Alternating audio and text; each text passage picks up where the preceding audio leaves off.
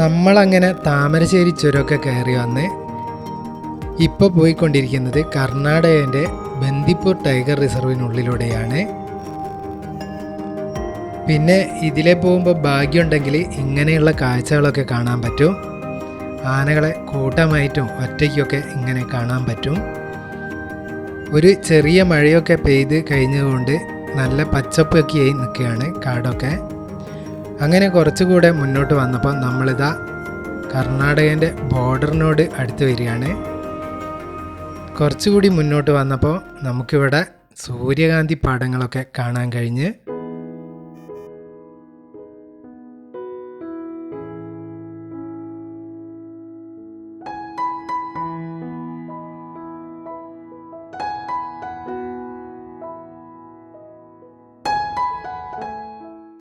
സൂര്യകാന്തി പൂക്കളുടെ ഇടയിൽ നിന്ന് ഫോട്ടോ എടുക്കാൻ വേണ്ടി അത്യാവശ്യം തിരക്കൊക്കെ ഉണ്ട് കേട്ടോ. പിന്നെ ഇവർ ഇങ്ങോട്ട് 20 രൂപ കൊടുത്താൽ മാത്രമേ കടത്തി വിടുന്നുള്ളൂ കേട്ടോ.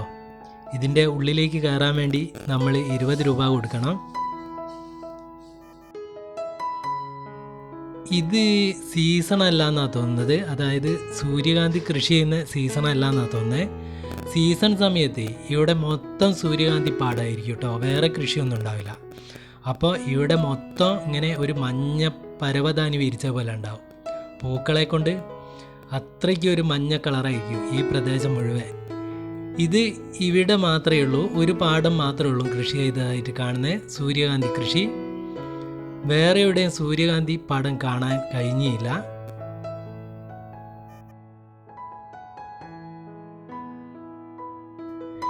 എന്തായാലും നല്ല ഭംഗിയില്ലേ കാണാൻ വേണ്ടി.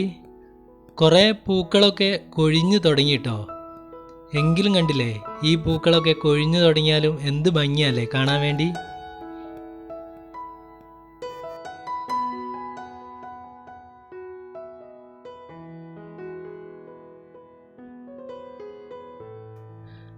അപ്പം അവിടുത്തെ കാഴ്ചകളൊക്കെ കണ്ട് വീണ്ടും ഞങ്ങൾ കുറച്ചിങ്ങോട്ട് വന്നു.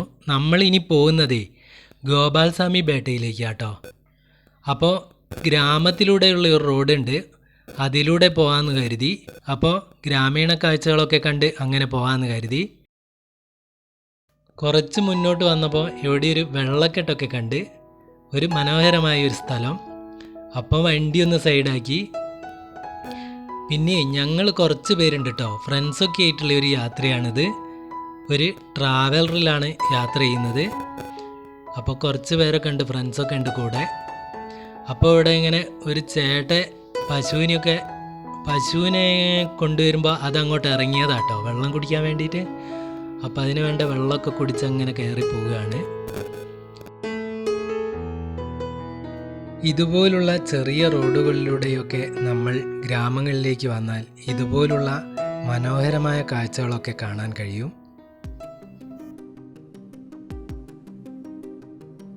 കുറച്ചുകൂടി മുന്നോട്ട് വന്നപ്പോഴുള്ള കാഴ്ച ഇതൊക്കെയാണ്. വിശാലമായ കൃഷിപ്പാടങ്ങൾക്ക് നടുവിലൂടെ ഒരു റോഡ്,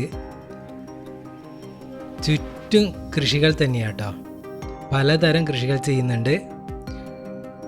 ചിലതൊക്കെ കൃഷി നടന്നുകൊണ്ടിരിക്കുന്നു, ചിലത് നിലമൊക്കെ ഉഴുത് മറിച്ച് റെഡിയായിക്കൊണ്ടിരിക്കുന്നുണ്ട്, ചിലതൊക്കെ വിളവെടുത്തുകൊണ്ടിരിക്കുന്നുണ്ട്. അങ്ങനെ പല പണികൾ നടന്നുകൊണ്ടിരിക്കുന്നു. എന്ത് ഭംഗിയാണല്ലേ കാണാൻ വേണ്ടി. നീല ആകാശം, താഴെ പച്ചപ്പ്, മനോഹരമായ വഴികൾ. എന്ത് ഭംഗിയായിട്ടാണ് ഇവർ കൃഷി ചെയ്യുന്നതെന്നറിയോ. കൃഷിയിടങ്ങളൊക്കെ നല്ല വൃത്തിയായിട്ടാട്ടോ അവർ സൂക്ഷിച്ച്, നല്ല ക്ലീനാണ്. ആ കൃഷി ചെയ്യുന്ന രീതി തന്നെ കാണാൻ നല്ല ഭംഗിയുണ്ട്. കാരണം നല്ല ലൈനും ഒക്കെ ആയിട്ട് നല്ല വൃത്തിയിലാണ് അവരെ കൃഷിപ്പാടങ്ങളൊക്കെ.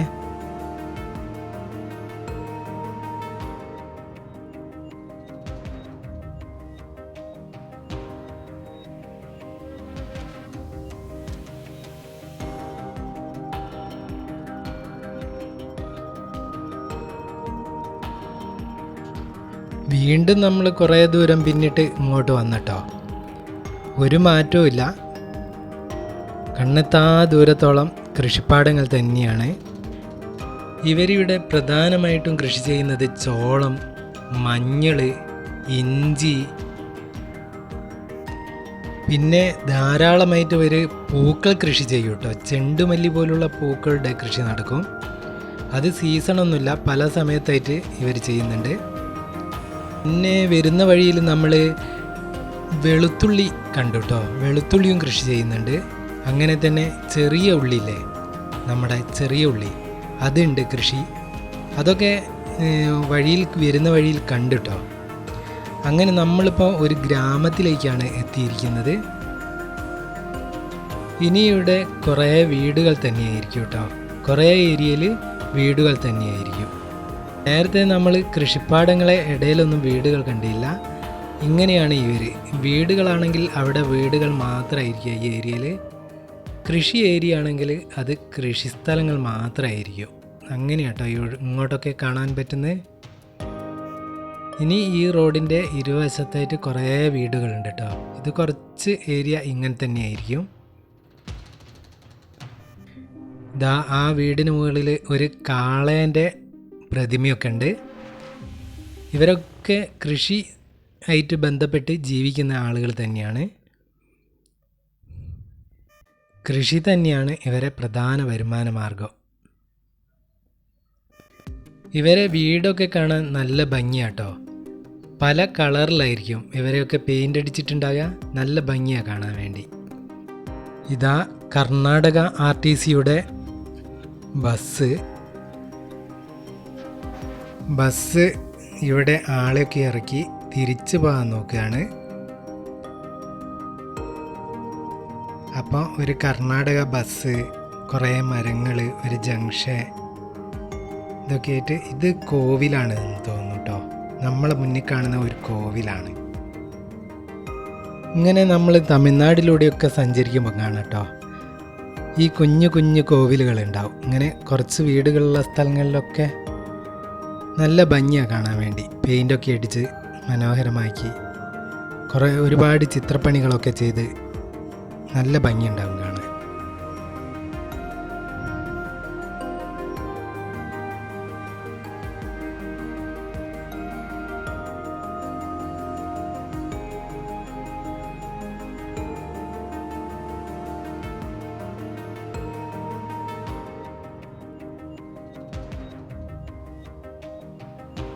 അങ്ങനെ നമ്മൾ കുറച്ചുകൂടെ മുന്നോട്ട് വന്നു. സ്കൈ കണ്ടില്ലേ ഇവിടെയുള്ള, എന്ത് ഭംഗിയല്ലേ കാണാൻ വേണ്ടി. ബ്ലൂ സ്കൈ, അതിൻ്റെ മേലെ പഞ്ഞിക്കെട്ട് പോലെ ഇങ്ങനെ മേഘങ്ങൾ തൂങ്ങി നിൽക്കുന്ന, അതിനിടയിലൂടെ ഒരു വഴി. ചിത്രകഥയിലൊക്കെ കാണുന്നില്ലേ, അതേപോലെയുള്ള ചിത്രങ്ങൾ ഒരു പെയിൻറ്റിങ്ങിൽ നിൽക്കുന്ന പോലെയുണ്ട് ശരിക്കും പറഞ്ഞാൽ.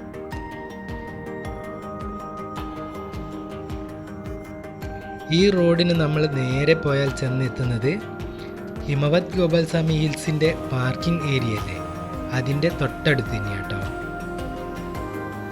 അപ്പോൾ കുറച്ചുകൂടി മുന്നോട്ട് പോയാൽ നമുക്ക് പാർക്കിങ്ങിൻ്റെ അടുത്തേക്ക് എത്താൻ കഴിയും.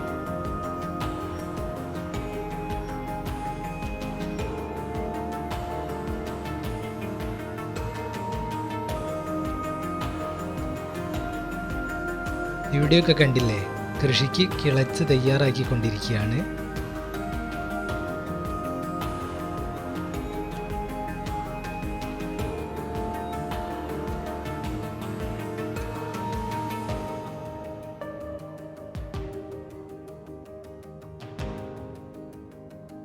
അങ്ങനെ നമ്മൾ പാർക്കിംഗ് ഫീ ഒക്കെ കൊടുത്ത് ഇനി നമുക്ക് ഇവിടെ വണ്ടി വെച്ചിട്ട് ബസ്സിൽ കയറിയാട്ടോ പോകേണ്ടത്. അങ്ങനെ മുകളിലേക്ക് പോകാനുള്ള ബസ് വന്നു. ഇനി ഈ ബസ്സിൽ വേണം നമുക്ക് മുകളിലേക്ക് പോകാൻ വേണ്ടി. കാരണം നമ്മുടെ വാഹനങ്ങളായിട്ട് മുകളിലേക്ക് കടത്തി വിടുകയില്ല. കർണാടക RTCയുടെ ബസ് ഉണ്ട്, ഷട്ടിൽ സർവീസ് നടത്തുന്നത്. അതിൽ കയറിയിട്ട് വേണം നമുക്ക് മുകളിലേക്ക് പോകാൻ വേണ്ടി. അങ്ങനെ നമ്മുടെ യാത്ര ആരംഭിച്ചിരിക്കുകയാണ്. തുടക്കത്തിൽ തന്നെ അതിമനോഹരമായ ഈ കാഴ്ചകളാട്ടോ. ഇത് ബന്ദിപ്പൂർ ടൈഗർ റിസർവിന് ഉള്ളിലാണ് ഹിമവത് ഗോപാൽസ്വാമി ഹിൽസ്. അവിടെ ഒരു ക്ഷേത്രമുണ്ട്, ശ്രീകൃഷ്ണ ക്ഷേത്രം. അപ്പം എന്ത് ഭംഗിയല്ലേ കാണാൻ താഴ്വാരത്തിൻ്റെ കാഴ്ച. ഇതൊക്കെ മരങ്ങളാണ് കേട്ടോ. നമ്മൾ ദൂരെ നിന്ന് കാണുന്നത് കൊണ്ട് ഇങ്ങനെ പുൽമേട് പോലെ കാണുന്നതാണ്. മരങ്ങളാണ്. കടുവയും ആനയും കാട്ടുപോത്തും ഒക്കെയുള്ള കാടാണ്.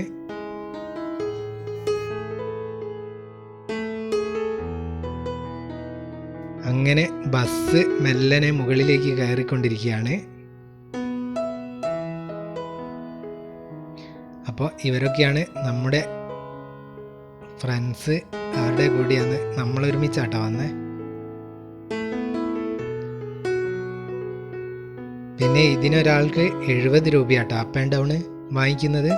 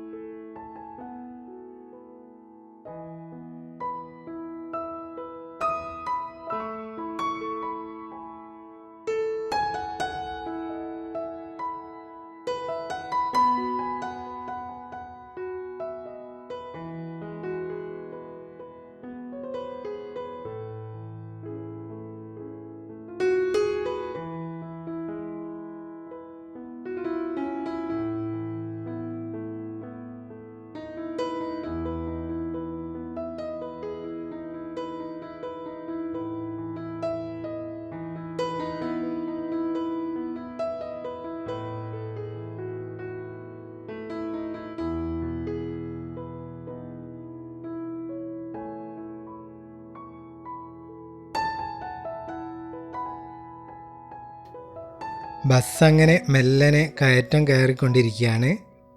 കുറേ സമയമായിട്ട് ഇങ്ങനെ തന്നെയാണ് കേട്ടോ. അങ്ങനെ ഇരുന്നവരൊക്കെ പിന്നെ എഴുന്നേറ്റ് നിൽക്കാൻ തുടങ്ങി.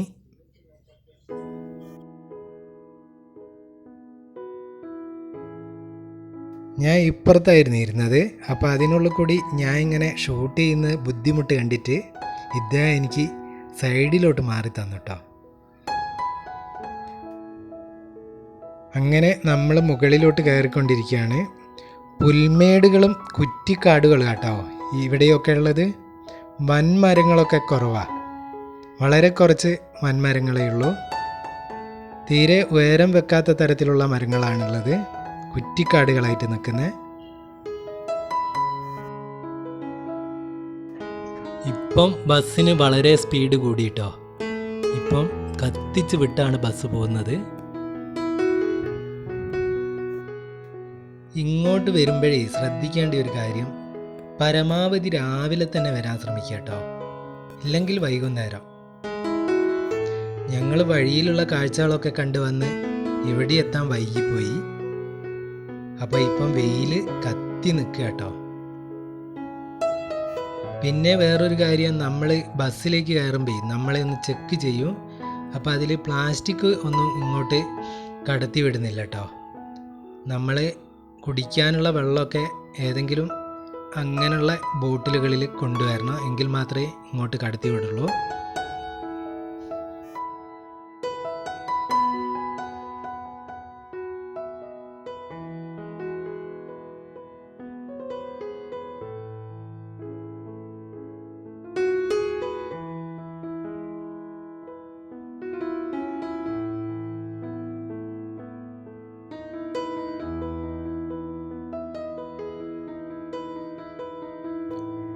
ഇങ്ങനെ വഴിയിൽ ചില സമയങ്ങളിലൊക്കെ ആനകളൊക്കെ ഉണ്ടാവും കേട്ടോ.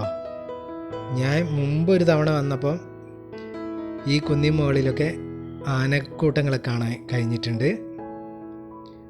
അന്നൊരു മഴക്കാലത്തായിരുന്നു കേട്ടോ.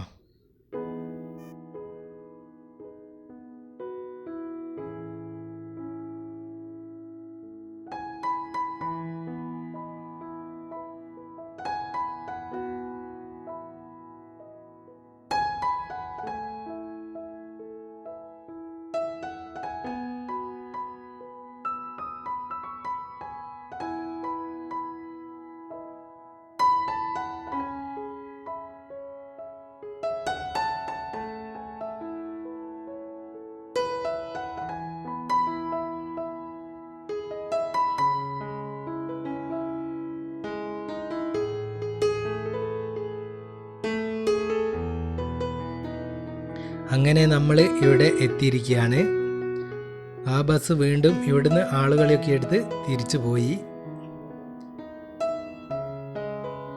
ഇതാണ് ക്ഷേത്രം, ഗോപാൽസ്വാമി ക്ഷേത്രം.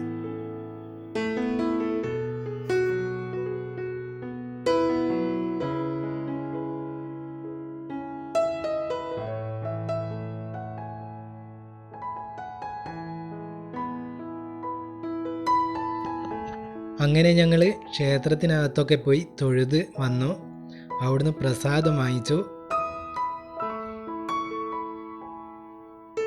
നല്ല ടേസ്റ്റ് ഉണ്ടായിരുന്നു കേട്ടോ പായസത്തിന്. അടിപൊളി പായസമായിരുന്നു, ഒരു രക്ഷയില്ല.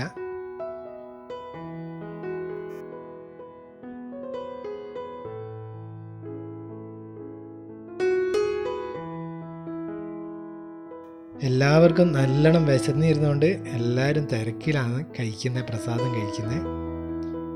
ഇവിടുന്ന് എത്ര വേണമെങ്കിലും കിട്ടും കേട്ടോ, നമുക്ക് ആവശ്യമുള്ളത് വാങ്ങാം.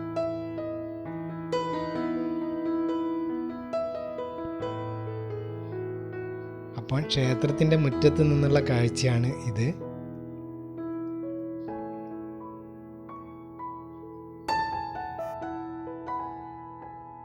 ഒരു രക്ഷയില്ലാത്ത വെയിലാട്ടോ, അത് മാത്രമേ ഉള്ളൂ. കാഴ്ചകളൊക്കെ അടിപൊളിയാണ്.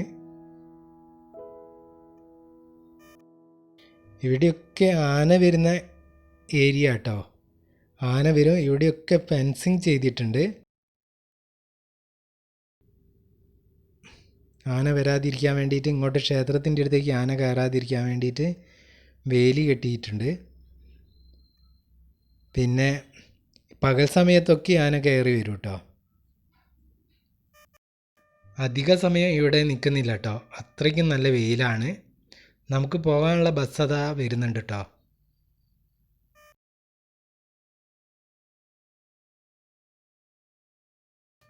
അപ്പം കാഴ്ചകളൊക്കെ ഇഷ്ടപ്പെട്ടു എന്ന് കരുതുന്നു.